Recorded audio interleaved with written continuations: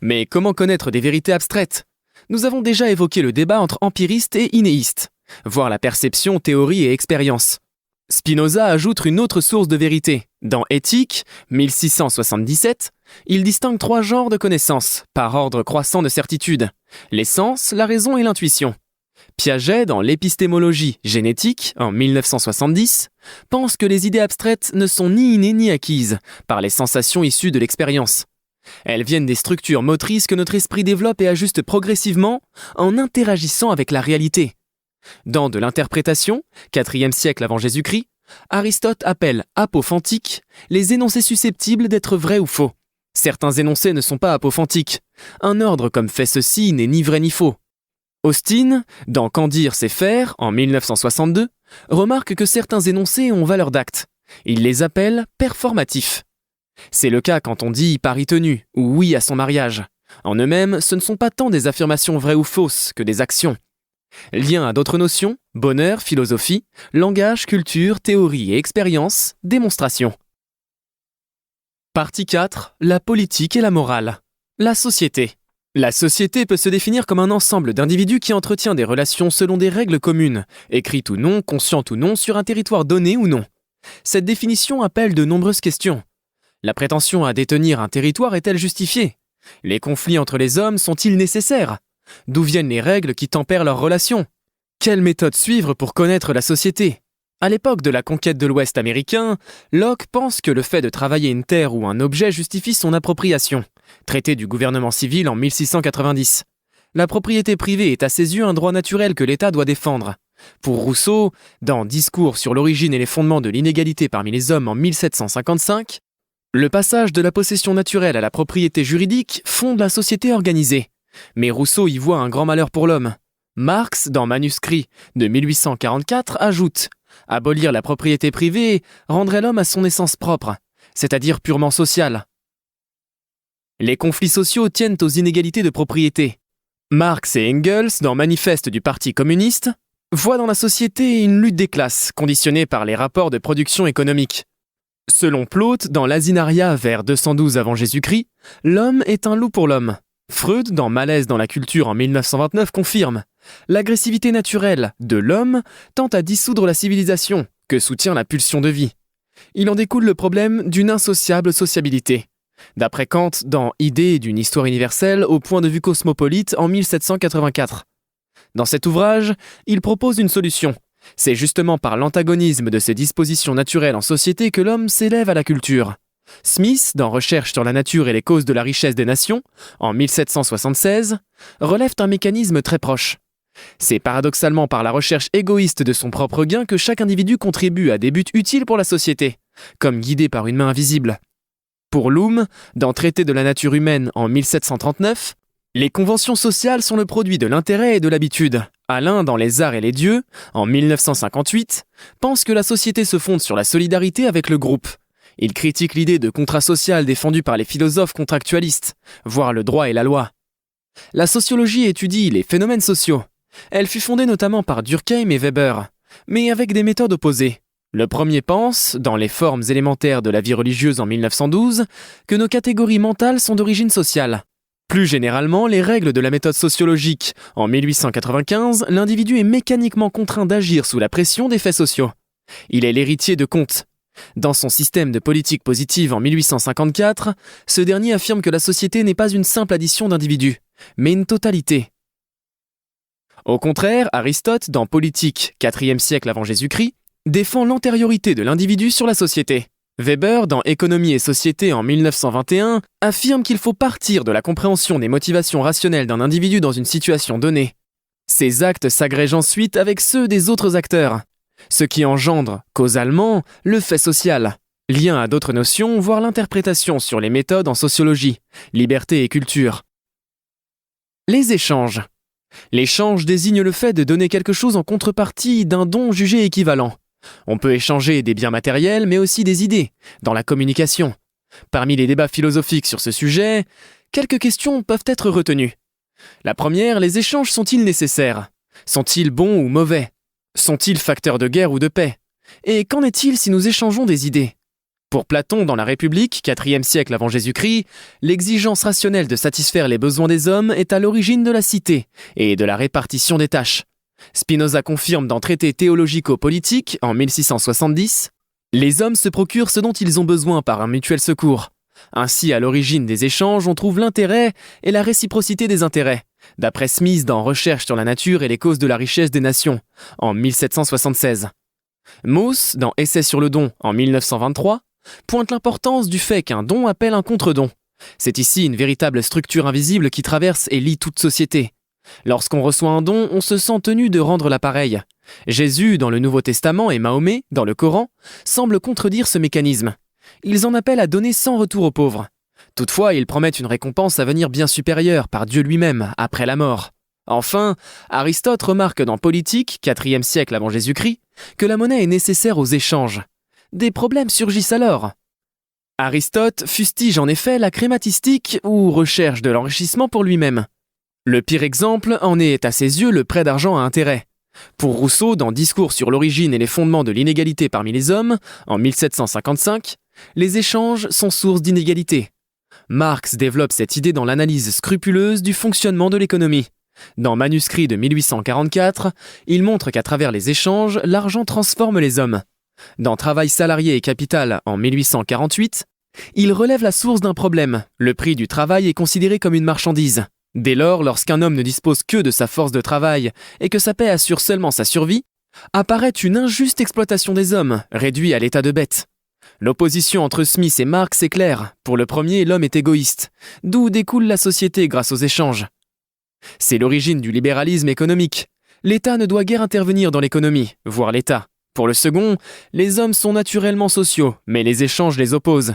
C'est l'origine du marxisme. L'État doit prendre en main l'économie pour répartir les biens, voire justice. Réflexion personnelle, les hommes sont égoïstes, C.F. Smith.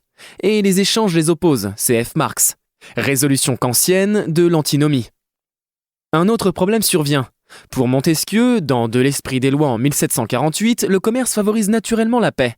Mais Lévi-Strauss, dans les structures élémentaires de la parenté, en 1949, remarque que détruire les richesses est un moyen de prestige. Dépenser plus que son semblable également, d'après Mauss, dans Essai sur le don en 1923. Le problème s'aggrave si l'on y ajoute les guerres causées par les convoitises. Les mêmes problèmes se posent-ils si l'on s'en tient à des échanges d'idées ? Pour Aristote, dans Politique, l'homme est un animal politique, car il possède le langage. Merleau-Ponty, dans Phénoménologie de la perception, note avec optimisme que la communication entre les hommes est rétablie par le moindre mot. Rousseau tempère dans Essai sur l'origine des langues, rédigé vers 1754, posté en 1781, car le langage fut d'abord au service des passions. S'il veut véhiculer des vérités, il porte également les erreurs, voire les mensonges. Lien à d'autres notions, langage, société, culture, désir, bonheur, état. La justice. Le mot justice vient du latin jus, le droit. La justice désigne ce qui est conforme au droit. Tout le monde semble s'accorder sur l'idée que la justice doit s'établir, d'autant que seul l'homme distingue le juste de l'injuste, d'après Aristote dans Politique. Toutefois, des problèmes apparaissent sur le fondement de la justice. Qui peut en juger ? Les prophètes avec Dieu, les hommes avec la morale ou les philosophes avec la raison ? Quel est son champ de validité ? Est-elle absolue ou relative, naturelle ou conventionnelle, supérieure ou inféodée à la force ? Enfin, quel est son critère ? L'égalité ou l'équité ? Dans Du contrat social en 1762, Rousseau pense que la justice a Dieu pour unique source, voire religion. Au contraire, pour Proudhon, dans De la justice dans la Révolution et dans l'Église, écrit en 1858, la justice est purement humaine. Dans ce cas, sur quoi s'appuie-t-elle ? Bentham, dans Introduction aux principes de la morale et de la législation, juge la justice sur le critère de son utilité pour le plaisir du plus grand nombre. Au contraire, certains philosophes pensent que la justice peut s'appuyer sur le droit naturel universel, voire le droit. Pour les Grecs de l'Antiquité, la justice était au départ une vertu morale. Les Romains ont ensuite dégagé le droit de ses origines morales et religieuses, notamment sur le critère de la cohérence logique. Se pose alors le problème de la différence entre le légal, comme simple conformité aux lois, et le légitime, qui renvoie aux fondements moraux. Bergson propose une solution, dans les deux sources de la morale et de la religion, en 1932. Il distingue une morale conventionnelle, héritée et mise en forme socialement, d'une morale authentique, que l'individu peut ressentir par intuition interne. Au contraire, Alain veut s'appuyer sur la raison. Dans son propos sur le droit de la paix, la justice s'établit avec un arbitrage indépendant et un débat libre. Platon voit aussi dans le dialogue un moyen d'atteindre la vérité sur la justice, qui résulte de l'harmonie de sa cité idéale, la République, 4e siècle avant Jésus-Christ. Dans cette conception, la justice est absolue, comme application d'un ordre céleste. Pascal s'y oppose dans Pensées, en 1670. Le peuple obéit aux lois qu'il croit justes, mais celles-ci varient d'une contrée à l'autre. Pour Marx, la justice varie également selon la classe sociale. Dans Critique du programme du Parti ouvrier allemand en 1875, il invite à dépasser le droit bourgeois pour atteindre la vraie justice. Il critique ainsi une justice définie par les plus riches, d'où le problème du lien entre force et justice. Kant note dans Métaphysique des mœurs, en 1796, qu'il n'y a pas de droit sans contrainte. Toutefois, Pascal dans les Pensées, posté en 1670, évoque le risque d'une tyrannie et d'une force sans justice. De plus, le plus fort ne peut rester tel s'il ne transforme sa force en droit, d'après Rousseau, du Contrat social en 1762. Mais la force ne confère pas pour autant le bon droit. Selon Pascal, la solution ne peut venir que du fort. Il doit devenir juste. Mais sur quels critères ? Alain, dans Éléments de philosophie, en 1941, affirme directement que la justice, c'est l'égalité. Au contraire, pour Platon, dans La République, 4e siècle avant Jésus-Christ, chacun doit tenir son rang social et accomplir sa tâche spécifique. C'est l'équité, à chacun selon son mérite. Aristote, dans Éthique à Nicomaque, 4e siècle avant Jésus-Christ, tâche de résoudre cette contradiction en distinguant deux genres de justice. D'une part, la justice corrective ou commutative vise l'égalité des échanges entre personnes égales. D'autre part, la justice distributive organise la répartition proportionnelle des honneurs et richesses, selon le mérite de chacun. À son tour, Rawls, dans Théorie de la justice en 1971, discerne deux types de justice pour concilier justice sociale et efficacité économique. Il s'agit d'assurer l'égalité des droits et la compensation partielle des inégalités économiques. Il pose deux principes. D'abord, le principe d'égalité affirme que chacun détient un droit égal à la liberté maximale, compatible avec la liberté des autres. Ensuite, le principe de différence, distributif comme celui d'Aristote, admet les inégalités sociales dans deux cas, si elles sont avantageuses à chacun ou si elles sont liées à des charges ou fonctions ouvertes à tous. Lien à d'autres notions, le droit, la culture, la raison, la religion, la morale. Le droit et la loi. Le droit désigne l'ensemble des règles explicites qui régissent la vie en société. Il permet de distinguer le juste et l'injuste. Ici, le mot « règle » désigne la loi au sens juridique et non scientifique. Il s'agit du droit positif, c'est-à-dire qui existe réellement, souvent sous forme écrite. Mais comment juge-t-on qu'une loi est injuste, comme on le fait parfois, alors que c'est la loi qui définit ce qui est juste ou non ? Strauss, dans Droit naturel et histoire, en 1953, critique ceux qui voudraient fonder le droit positif sur un idéal de société, nécessairement relatif et changeant. Selon lui, seul le droit naturel peut fonder et légitimer le droit positif, de manière universelle. Mais il est difficile de savoir ce qu'est le droit naturel. Les philosophes se contredisent à ce sujet. Aristote, dans Éthique à Nicomaque, 4e siècle avant Jésus-Christ, distingue les lois naturelles des lois légales. Ces dernières sont données par les hommes et varient selon les contrées, les époques, les opinions. Au contraire, les lois qui sont conformes à la nature sont partout et toujours les mêmes. Aristote prend l'exemple des esclaves qui, d'après lui, ne savent pas se conduire eux-mêmes. Il est donc naturel qu'ils obéissent aux hommes libres. 2 millénaires plus tard, lorsque Grotius cherche un critère pour accorder les droits positifs entre nations en guerre, il recourt à l'idée d'un droit naturel. Dans Droit de la guerre et de la paix, en 1625, il juge une action selon sa conformité à la nature sociale et raisonnable de l'homme.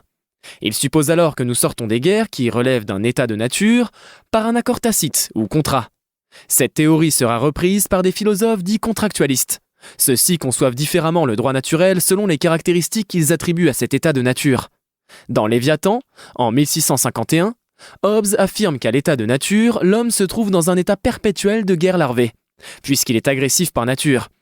Risquant à chaque instant sa vie, il n'y est concrètement pas libre. Dès lors, Hobbes définit le droit naturel comme la liberté de préserver sa nature, autrement dit survivre. Ce droit implique la légitime défense, voire la guerre, quand la paix est impossible. Pour sortir de cet état, il faut signer virtuellement un pacte social. Tous les hommes abandonnent leur force pour la remettre à un seul, le gouvernement. Celui-ci, seul et fort, pourra imposer la paix à tous. Le pacte garantit ainsi le droit naturel à la survie de chacun. Locke, dans Traité du gouvernement civil en 1690, étend quelque peu ses droits fondamentaux. Il ajoute la fondation d'une famille pour prolonger la vie. Cette vie est également celle de l'espèce humaine, d'où le respect de la vie d'autrui, de ses biens et de sa liberté. Le droit naturel comprend encore le respect de la parole donnée et des contrats, ainsi que la propriété. Notamment dans Du contrat social en 1762, Rousseau conçoit l'état de nature de manière diamétralement opposée. C'est un état heureux sans société, ni langage, ni raison, ni propriété, ni guerre. Les hommes y sont égaux, absolument libres, et agissent bien par instinct. Ils écoutent leur sensibilité, qui se déploie selon les deux piliers du droit naturel, l'amour de soi et la pitié d'autrui. Quand la société et la raison surgissent, ces piliers s'expriment dans la loi fondamentale et universelle du plus grand bien de tous. Kelsen, dans Théorie pure du droit, 1934, rejette en bloc ces théories du fondement naturel du droit. À ses yeux, une règle de droit se fonde sur une autre règle de droit. Ces règles sont hiérarchisées, mais sans fondement ultime. Lien à d'autres notions, justice et loi, État, politique, devoir, morale et société. L'État, avec le groupe de notions sur la politique. D'après Kant, dans Métaphysique des mœurs en 1796, l'État est l'union d'hommes sous des lois juridiques. Ce sens renvoie à la nation. L'autre sens est celui du gouvernement. Il désigne un petit groupe d'hommes qui administrent, organisent et dirigent la nation. Le mot politique regroupe ces deux aspects. D'un côté la police, cité, de l'autre la techné, science ou l'art. La politique est l'art d'organiser la communauté. Pour Smith, dans Recherche sur la nature et les causes de la richesse des nations en 1776, l'État doit accomplir les fonctions régaliennes suivantes, au nom de la souveraineté du roi ou du peuple. Assurer la sécurité intérieure et extérieure pour les problèmes qu'elle peut poser, voire liberté politique. Assurer la justice, voire justice, loi et droit pour le problème de son fondement. Bâtir les grandes infrastructures, on y ajoute souvent battre la monnaie, voire les échanges pour la question de l'intervention ou non de l'État dans l'économie. Par ailleurs, Smith remarque que la division du travail engendre des métiers si abétissants que l'État devrait assurer une éducation au peuple. Cela impose le problème de la vérité et de la science, voire théorie, expérience, vérité. Mais remplir ces fonctions suffit-il ? Quelle est la finalité de l'État ? Qu'est-ce qu'un bon État ? Qu'est-ce qu'un bon gouvernement ? Les philosophes peuvent-ils intervenir dans le cours politique de l'histoire ? Pour Weber, dans Le savant et le politique en 1919, l'État assure la paix civile, comme seul détenteur de la violence légitime.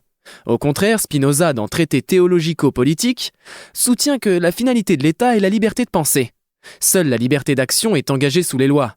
Hegel fait un pas de plus dans Principe de la philosophie du droit. L'État réalise la liberté concrète et fait accéder l'individu à l'universel. D'après Locke, dans Lettres sur la tolérance en 1689, l'État vise la conservation des biens civils. Le droit de propriété est antérieur et supérieur à l'État. Deux philosophes lui répondent sèchement.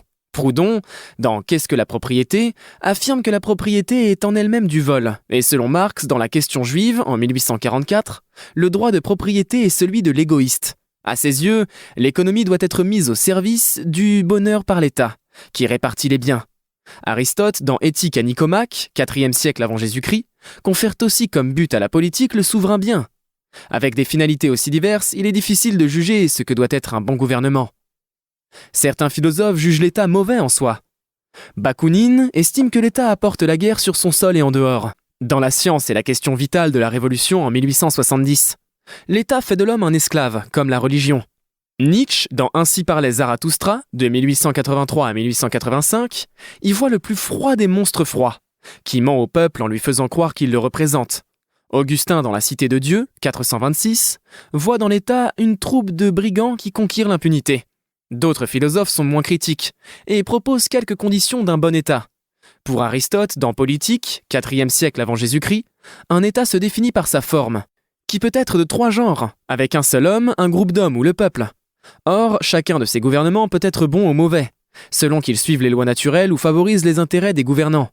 Selon Arendt, dans Les origines du totalitarisme en 1951, l'État ne doit pas dissoudre les structures sociales et envahir la sphère privée, autrement dit être partout, totalitaire.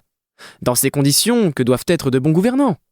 Pour Platon, dans la lettre 7, 4e siècle avant Jésus-Christ, le roi et le philosophe ne doivent faire qu'un. Aristote, dans Éthique à Nicomaque, 4e siècle avant Jésus-Christ également, soutient que la prudence est une vertu politique. Mais d'après Machiavel, dans Le Prince en 1513, les principales armes du pouvoir sont la loi et la ruse. Le pouvoir exige la violence et la cruauté. Ce point contredit la morale du peuple. Machiavel propose une solution cynique. Le prince doit paraître avoir des qualités.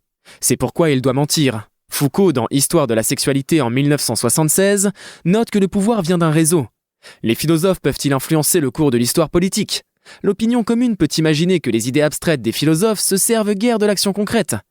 Pourtant, de fait, Hobbes influença la Constitution fédérale américaine sur l'idée qu'un État central fort doit assurer la paix civile, tandis que chacun garde le droit de défendre sa vie.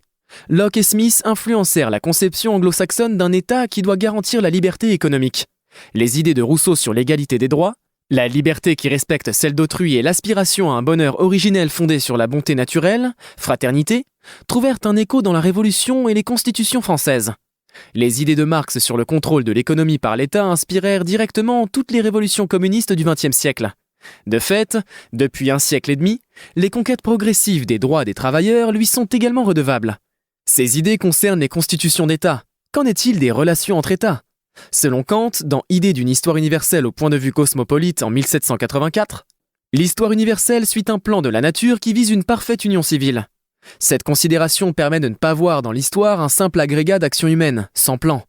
Mais surtout, prendre ce point de vue favorise sa réalisation. En ce sens, les États entre eux doivent tendre vers des lois communes comme les individus dans l'État.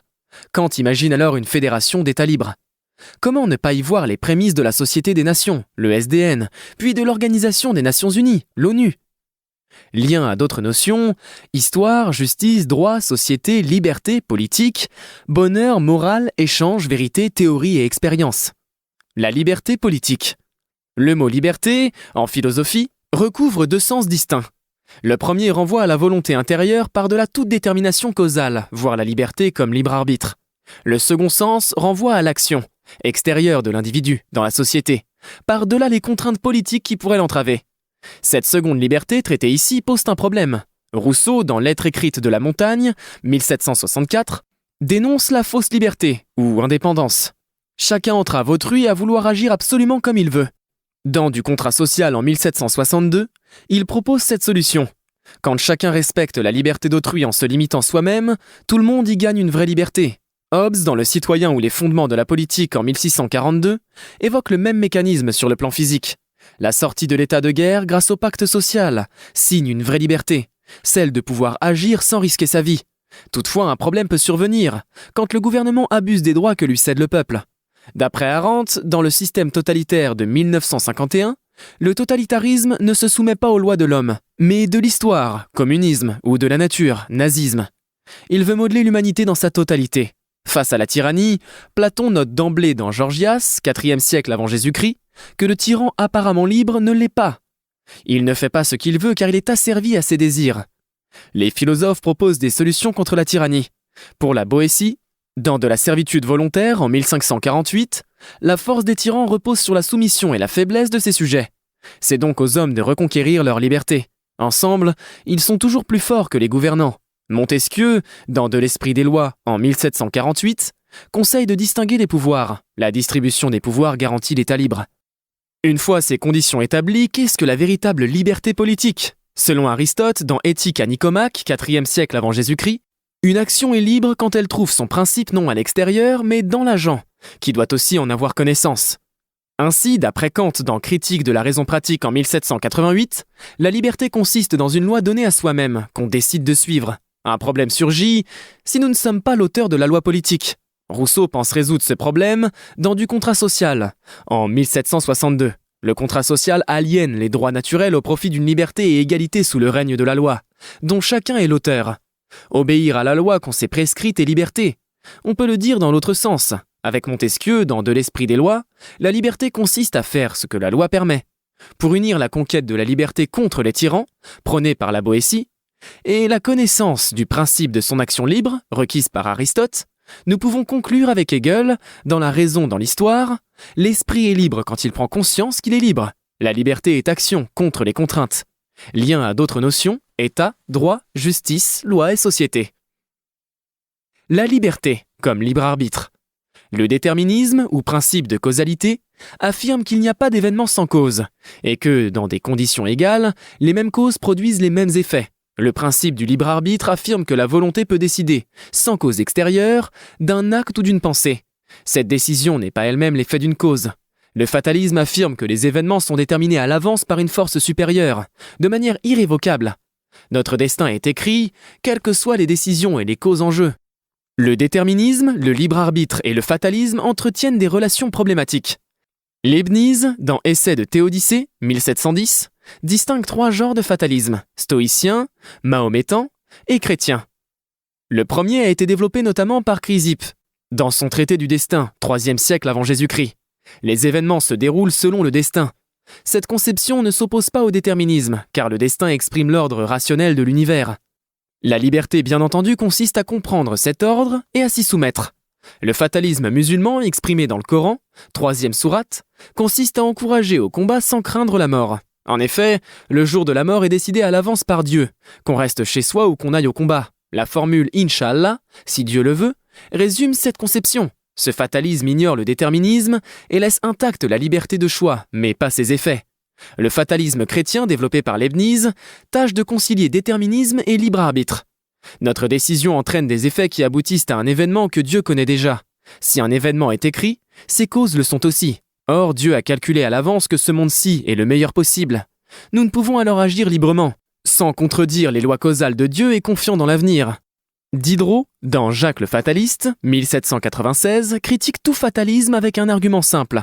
Si Dieu crée le monde, les hommes et un destin, on peut le comparer à l'écrivain qui écrit une histoire avec des personnages et une fin. Or, cet écrivain peut changer d'avis à tout moment puisqu'il est libre. Le libre arbitre, en première approche, contredit frontalement le déterminisme. D'après Bergson, dans Essai sur les données immédiates de la conscience en 1889, l'acte libre est sans raison ni explication. Or, dans Éthique, en 1677, Spinoza pense que l'homme suit les lois de la nature, comme toute chose. Par conséquent, la liberté est une illusion. Freud partage cet avis dans Introduction à la psychanalyse en 1917. L'homme est déterminé par des causes inconscientes. Il n'est pas maître dans sa propre maison. Toutefois, en deuxième approche, Freud pense que l'homme peut se libérer petit à petit des causes qui le déterminent, grâce à la psychanalyse. Spinoza abonde dans ce sens. La liberté consiste à suivre la raison. Celle-ci permet de comprendre les passions qui nous déterminent. Éthique, 1677. Thomas d'Aquin, dans Somme théologique, 1266 à 1274, affirme directement que l'homme est libre grâce à sa raison. Le libre arbitre est une condition de la morale, d'après Kant dans Critique de la raison pratique, sorti en 1788. Un acte non libre ne peut pas être moral ou immoral. Il entraîne aussitôt une responsabilité accablante, dit Sartre, dans L'être et le néant, en 1943.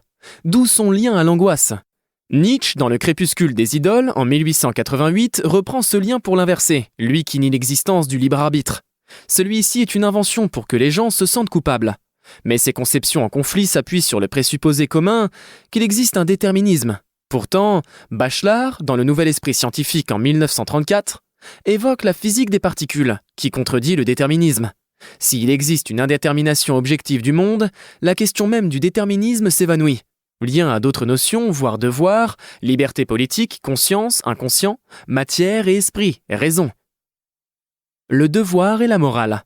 La morale désigne un ensemble de règles et normes de comportement, relatives au bien et au mal. Le devoir en découle. Il se présente comme une obligation extérieure, mais sollicite notre participation libre. Nous pouvons demander qui élabore ces normes que nous sommes censés suivre. Autrement dit, qui est autorisé à nous dire « tu dois ». Est-ce Dieu ? Si nous devons juger par nous-mêmes de la valeur d'un devoir, comment faire ? Devons-nous nous fier aux autres hommes ou à soi-même ? Et enfin, comment devons-nous agir ? Dieu, par l'intermédiaire des prophètes, donne aux hommes des devoirs. Les transgresser entraînent des punitions. Dans la Genèse, la soif de connaissance pervertit l'innocence originelle de l'homme. Les conséquences en sont la douleur dans l'accouchement et la nécessité de travailler durement la terre pour se nourrir. De même, Rousseau, dans Discours sur l'origine et les fondements de l'inégalité parmi les hommes, en 1755, pense que le progrès du savoir est la cause de la dépravation morale. Nous devrions plutôt écouter directement la voix de Dieu avec notre sensibilité. Mais les devoirs religieux présupposent l'existence de Dieu et d'un libre arbitre, ce qui pose problème, voir la religion et la liberté comme libre arbitre. Des devoirs, qu'on peut appeler civils ou juridiques, ont pour source l'État et ses lois. Ils posent le problème de leur fondement, voir l'État, la politique, le droit, la justice et la loi. Pour Descartes, dans Discours de la méthode, la morale est comme un bel édifice bâti sur du sable. Mais en attendant de trouver mieux, il faut bien agir. Descartes se propose une morale provisoire, qui consiste à suivre les mœurs locales de son époque. Mais d'après Nietzsche, dans la généalogie de la morale vient du ressentiment des esclaves pour les maîtres. L'homme fort doit pouvoir se donner à lui-même son propre devoir. Comme le déplore aussi Kant, dans Réponse à la question « Qu'est-ce que les Lumières ?», en 1784, les hommes préfèrent la dépendance plutôt que de penser par eux-mêmes. Mais comment juger de ses devoirs par soi-même? Épictète, dans son manuel 1er et 2e siècle, affirme qu'il faut se conformer à la nature des choses. Au contraire, selon Mill dans l'utilitarisme sorti en 1863, suivre la nature est immoral et irrationnel. Sa morale s'appuie sur l'utilité pour le bonheur du plus grand nombre. Un exemple de devoir qui en découle est d'aimer son prochain comme soi-même. D'autres philosophes s'appuient sur la raison, voire la conscience morale, et la liberté comme libre arbitre. Pour Épicure, dans l'Être à Ménécée, 3e siècle avant Jésus-Christ, la connaissance est au fondement de la sagesse. Rousseau, dans Émile ou de l'éducation, en 1762, s'y oppose. C'est notre sensibilité qui indique le bien et le mal, comme la pitié ou l'amour, de soi et des autres. Dès lors, comment agir? D'après Épicure, dans l'Être à Ménécée, la brièveté de la vie doit nous faire apprécier ses joies. Lacan, dans le Séminaire, pense qu'il faut toujours agir en conformité avec son désir. Toutefois, Descartes, dans les Principes de la philosophie, en 1644, en appelle à la prudence dans les affaires. Kant, dans Fondement de la métaphysique des mœurs, invite à placer le respect de la personne au centre de la morale. Lien avec d'autres notions, les échanges pour les bons et mauvais échanges. Le bonheur. Le bonheur désigne un état durable et profond de plaisir. D'après l'étymologie, le bonheur est la bonne chance, le bon heure, et le bon présage, bon augure, qui renvoie à la fatalité, voire la liberté comme libre arbitre. Le bonheur dépend-il ou non des circonstances? Est-il le même pour tous, dans la mesure où la réalisation des désirs engendre des problèmes, voire le désir? Peut-on craindre que le bonheur soit inaccessible? Mais s'il est accessible, est-ce dans le ciel ou sur terre? D'après Schopenhauer, dans le monde comme volonté et comme représentation, le bonheur est une question de personnalité. Les sophistes pensent généralement que le bonheur dépend du hasard et des biens matériels. Au contraire, pour Aristote, dans Éthique à Nicomaque, 4e siècle avant Jésus-Christ, le bonheur vient de la conformité de la raison et de la vertu. Tous les hommes peuvent y accéder. Marx tempère cette approche. D'une part, la définition du bonheur change selon la classe sociale, et d'autre part, le bonheur requiert un corps en bonne santé et des biens matériels.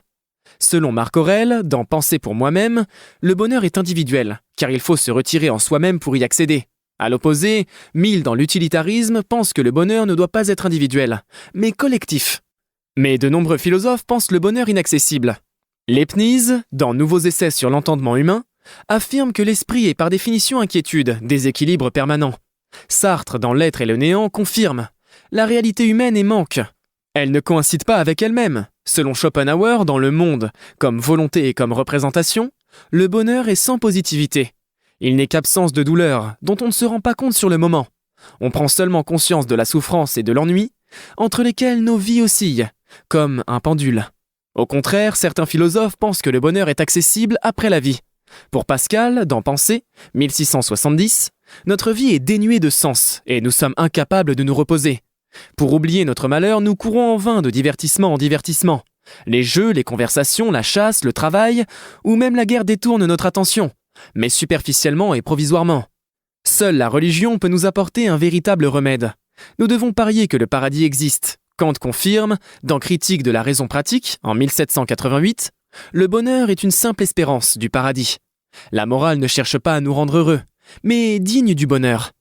D'autres philosophes pensent le contraire. Pour Épicure, dans L'être à Ménécée, le sage sait que le souverain bien est à sa portée. Le bonheur consiste dans l'absence de trouble, dite ataraxie. On l'atteint en exerçant sa raison pour assouvir de façon mesurée les seuls désirs naturels.